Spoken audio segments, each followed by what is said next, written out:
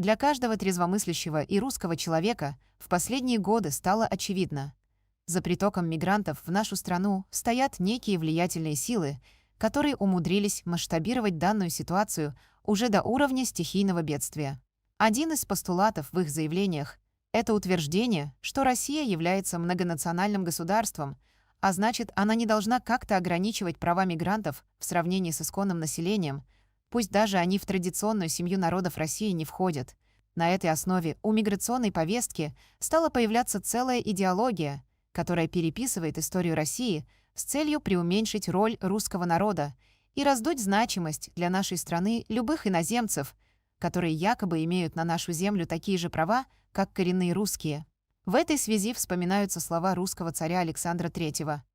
«Россия должна принадлежать русским, и всякий, кто живет на этой земле, обязан уважать и ценить русский народ». Что же мы на деле видим в современной России? Нас не только не уважают, но еще и диктуют, как нам жить, навязывая свои традиции, нравы, культуру, религию. Как относятся к России и к русским мигранты, не секрет. Показательным здесь является следующее высказывание приезжего. Мужчина является гражданином России, однако русских он ненавидит. Представителей государствообразующего народа России он называет самыми нелестными словами. И народец считает, что в ближайшие 20-30 лет русские вымрут, и тогда власть в стране перейдет к лицам других национальностей.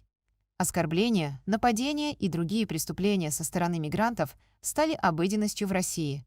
Каждый день в сети появляются видео, на которых ценные специалисты творят беспредел. «Это не ваша земля», — говорят нам они. Смело? Еще бы. Но иначе невозможно трактовать недавний доклад первого заместителя председателя Духовного управления мусульман России, ректора Московского исламского института Дамира Мухиддинова.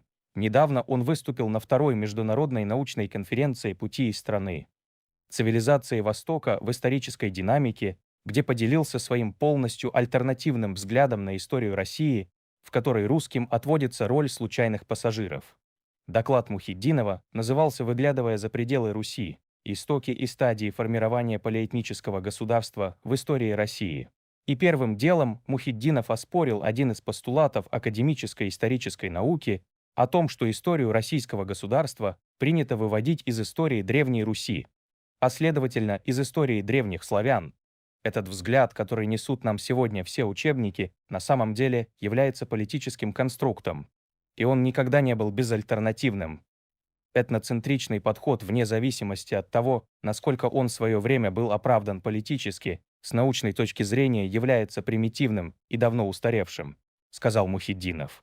То есть выводить историю России из истории древних славян– это политический конструкт, примитивно и устаревший подход. Почему же это так? Исламский функционер уверен, что верить нужно не Нестору, которому принято чрезмерно доверять из-за почвеннических устремлений, а запискам современников, неких неназванных арабских географов X века, которые застали славян под властью хазар и скандинавов. Уж им-то точно надо верить. Также он отметил, что наряду со славянами русскую государственность создавали и тюркские народы, булгары и авары, а также гунны, которые якобы упоминаются ранее славян. А хазарский каганат – это едва ли не первый хозяин славян, которому они якобы подчинялись и который словно бы дал им нечто вроде общности.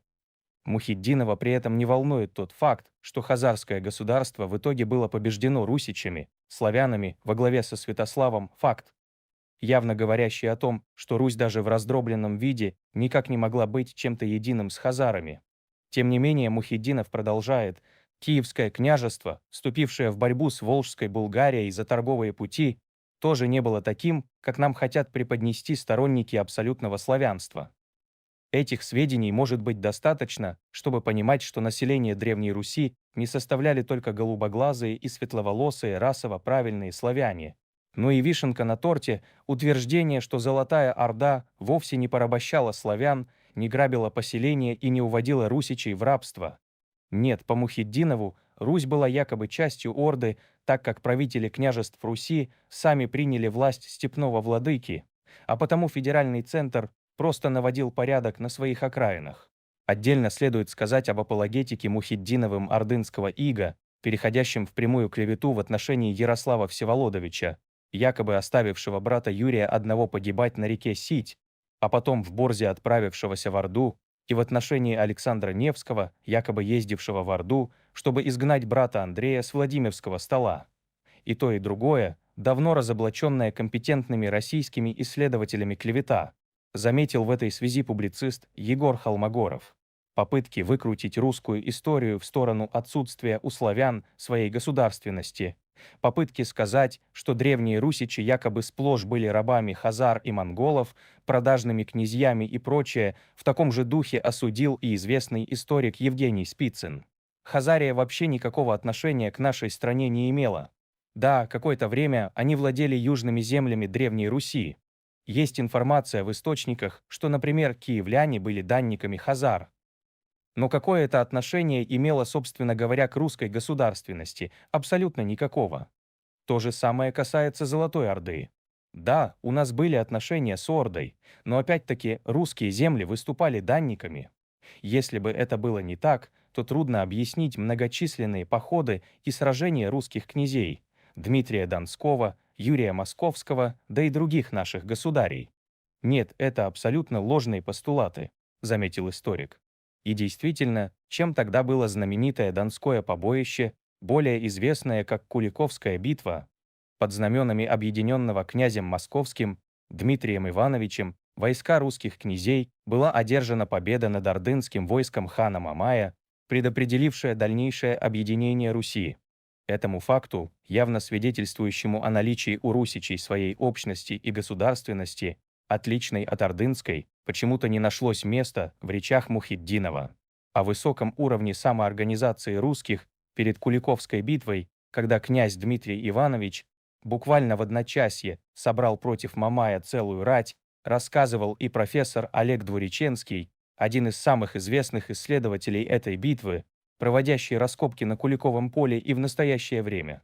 У Дмитрия по князьям уже были послы. Посол говорит «пора».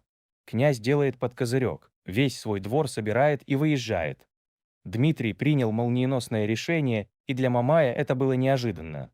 Незаслуженно мы не упоминаем и Дмитрия Боброка, это волынский воевода, который отметился походом на Булгар, где он великолепно нагнул булгарских татар, собрал с них 5000 рублей, победил. И именно ему с Дмитрием Донским приписывают стратегию сражения с Мамаем, отметил профессор. Наконец, приведем мнение историка античности Александра Картавых, который также заметил, что своим выступлением Мухиддинов понарушал целую кучу статей УК и Конституции России. Там какой-то муфтий Дамир Мухиддинов выписал славян из русских, а русских из государствообразующих. Говорит, что мы вообще какая-то пришлая ерунда, а исторически Россия принадлежит гуннам и кому только не принадлежит. Поэтому все эти попытки навязать идентичность должны быть прекращены, а мы должны каяться каждый божий день за свое колониальное прошлое и за то, что нас тут исторически не стояло, отметил историк. По мнению источников, деятельность, которую ведут как Мухиддинов, так и его босс Равиль Гайнуддин, не ограничивается указанными выше целями разобщения различного по этническому составу населения России.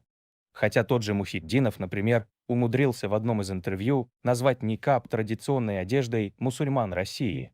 Идеологический посыл про отсутствие у русских прав на земле России логичным образом прогревает весь спектр рассуждений о том, что мигранты из Средней Азии и Закавказья якобы не чуждые люди. Такие, как Мухиддинов, как бы говорят, это еще большой вопрос, кто тут коренное население и кто на этой территории был государством. Иными словами, подобное можно рассматривать как диверсию идеологического характера. Эта идеология также логично подкрепляет политику разрушения России изнутри руками Международной организации миграции. Это может показаться диким, но и по сей день умом есть отделения в России и странах СНГ, где она финансирует деятельность по переселению к нам жителей соседних республик. К примеру, МОМ оказывала содействие правительству Российской Федерации в разработке миграционной политики и законодательства. Была задача и по регулированию миграции в Россию. При этом МОМ явно посягнула на полномочия бывшей Федеральной миграционной службы, Роструда и других министерств. Программа МОМ для России, к примеру, имела целью снижения бедности в Центральной Азии, то есть осуществлялась не для России, а за счет России ради обогащения наших трудолюбивых соседей. Однако МОМ действовала тут не сама, а выполняла заказ других структур – Всемирного банка, правительства Великобритании и других. Донорами программ МОМ по заселению России мигрантами выступили также Американское агентство по международному развитию, Евросоюз, Министерство иностранных дел Норвегии и Дании. Ну а кроме них, это Шведское агентство международного развития и сотрудничества, Бюро по народонаселению, беженцам и миграции и Бюро по международным делам по борьбе с наркотиками и обеспечению правопорядка Госдепа США. К сожалению, Россия подписала по линии Раструда целый ворох программных документов МОМ, из-за чего те или иные шаги в сфере миграционной политики наша страна обязана делать во исполнение взятых на себя обязательств. А дальше и самое интересное. Почувствовав тут слабину, лоббисты мигрантов смогли сформировать к 2017 году, в том числе по линии Раструда, целую концепцию миграционной политики России, которая была приведена в соответствие с задачами МОМ и представлена главе государства как безальтернативная, отметил источник в миграционной сфере. Итогом этой работы стало появление на свет концепции государственной миграционной политики Российской Федерации на 2019-2025 годы, в которой едва ли не в декларативном стиле провозглашается то, что идеологически связано с линией Мухетдинова. Вот некоторые положения концепции. Евразийское пространство и безвиз – факторы привлекательности России для мигрантов. Основной приоритет – мигранты, знающие русский язык. Происхождение и культура не важны. Миграция – вспомогательный инструмент для повышения демографии. Мигранты не обязаны считать Россию родиной и вправе не интегрироваться в российское общество, а просто сидеть на социалке. Важно сохранять открытость России для тех иностранных граждан, которые не связывают с ней свое будущее или будущее своих детей и не намерены полностью интегрироваться в российское общество, но рассматривают Россию как страну с благоприятными условиями для удовлетворения своих экономических, социальных и культурных потребностей. Мигранты должны иметь полный доступ к муниципальным и государственным услугам наравне с гражданами России, максимальная доступность для мигрантов образования в России и многое другое. И это еще раз действующий вариант миграционной концепции России. Можно сделать пусть и осторожный, но крайне важный вывод о том, что именно так должно выглядеть воплощение на бумаге всего того, о чем говорил Дамир Мухитдинов. Ведь только народ, отказавшийся от прав на свою землю и признавший рабское прошлое, способен предоставить приезжим, не знающим ни истории, ни культуры тех самых русичей, едва ли не больше прав, чем коренному населению. Нет, желание интегрироваться в русское общество похвально. Так же, как и высокий профессиональный класс того или иного иностранца, прибывающего в нашу страну, чтобы она стала ему новой родиной. Но очевидно, что среди мигрантов таких абсолютное меньшинство. Задача поднять на флаг мысль о таком заселении России пришлыми людьми, якобы имеющими на нашу землю такие же права, это реализация концепции по разрушению государства российского изнутри. Хотя на самом деле все эти народы или их предки попросту воевали с русскими и в конечном итоге были повержены русским оружием. Или участие в войне с кем-то теперь дает проигравшей стороне право на территорию победителя. Разрушение России изнутри не удалось полякам в смутное время, когда русская государственность возродилась при новой династии самодержцев. Не удалось оно и Наполеону, тщетно пытавшемуся поднять на бунт против царской власти русское крестьянство. Не удалось и стальной орде Гитлера склонить защитников Отечества к предательству под предлогом борьбы уже с коммунистической властью. И вот перед нами новый подход к разрушению. Теперь руками исламских проповедников с сомнительной биографией, которые, по сути, выполняют все тот же западный заказ, переписывая историю России, отменяя русских и славян. Наконец, выступая против Конституции, в которой четко сказано о государствообразующей роли русского народа. А что по поводу всего этого думаете вы, уважаемые зрители? Делитесь своим мнением в комментариях и не забудьте подписаться на наш канал, если вы этого еще не сделали. Всем добра, всем пока!